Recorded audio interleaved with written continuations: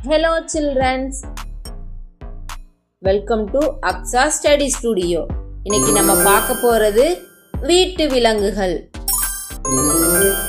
நாய் நாய் பூனை பூனை மாடு மாடு ஆடு ஆடு எருமை எருமை பன்றி பன்றி குதிரை குதிரை